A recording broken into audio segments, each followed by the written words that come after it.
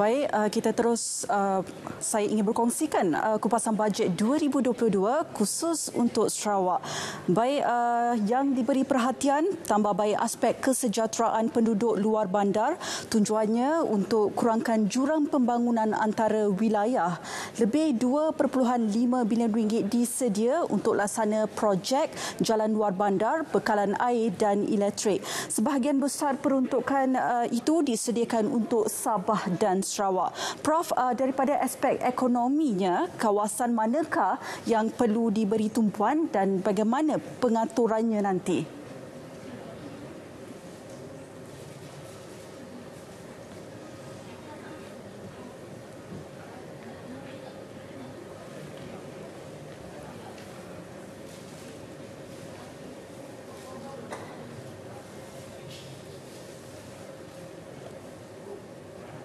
Ya, Prof. Silakan. Okey, jika kita lihat bahawa dalam bajet yang baru dibentangkan tadi, Sarawak diberi amanat untuk peruntukan sebanyak 1.5 bilion untuk kemudahan infrastruktur, terutamanya dalam pembaikan utiliti infrastruktur semuanya lah, jalan dan elektrik dan air dan sebagainya. Namun jika kita lihat, kita harus faham bahawa Sarawak ini mempunyai muka bumi yang luas dan penduduk yang rawak.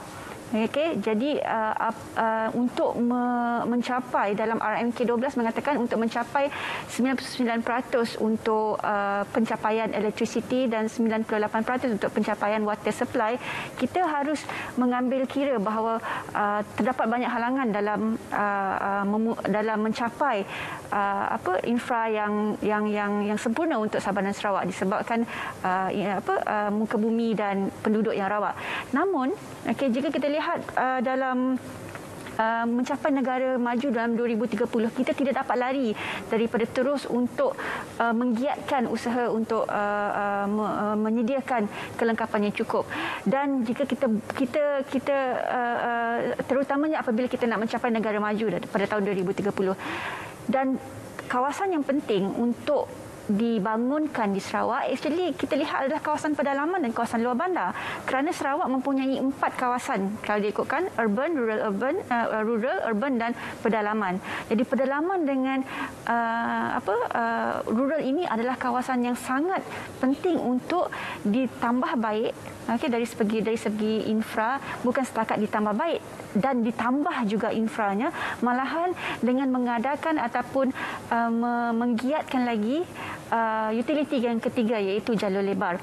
Dan kawasan yang mana adalah bergantung kepada RDA ataupun development area.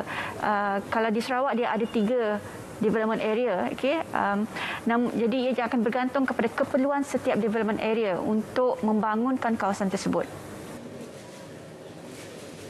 Baik, Prof. Pembangunan ekonomi bukan hanya bergantung kepada infrastruktur fizikal, namun kemudahan dalam talian juga penting ketika ini. Perkhidmatan 5G akan diperluas termasuk di bandar-bandar utama di Sarawak. Juga transformasi pusat ekonomi digital keluarga Malaysia sebagai pusat sehenti untuk bimbing usahawan mikro menggunakan teknologi digital. Mungkin komen Prof dalam skop usahawan di Sarawak.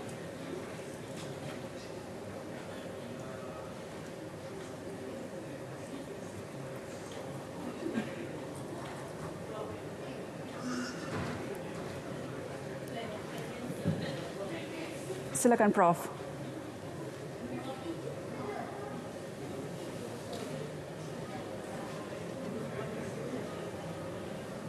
Okey, dalam kita menangani zaman digital ni, kita tidak dapat lari sama ada kita mahu atau tidak mahu, kita tidak dapat lari daripada menerokai digital.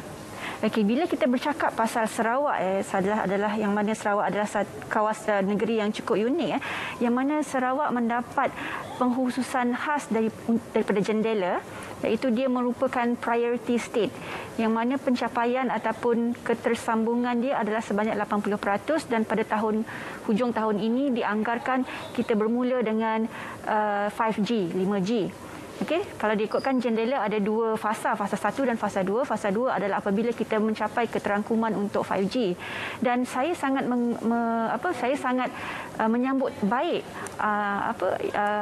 inisiatif dan langkah-langkah yang telah dibentangkan oleh kerajaan, terutama untuk usahawan digital. Ini penting kerana terutamanya untuk usahawan-usahawan luar bandar yang kurang mempunyai akses kepada utiliti yang ketiga, iaitu jalur lebar. Dengan adanya inisiatif yang telah diberikan kerajaan, ini akan menggiatkan lagi penduduk-penduduk luar bandar, terutamanya usahawan digital luar bandar, supaya mereka tidak menjadi golongan-golongan yang tercicir. Jadi mereka mampu untuk maju ke hadapan seiring dengan, insya-Allah seiring dengan usahawan-usahawan digital di negeri-negeri lain. Terima kasih. Baik, terima kasih Prof atas kupasan itu tadi.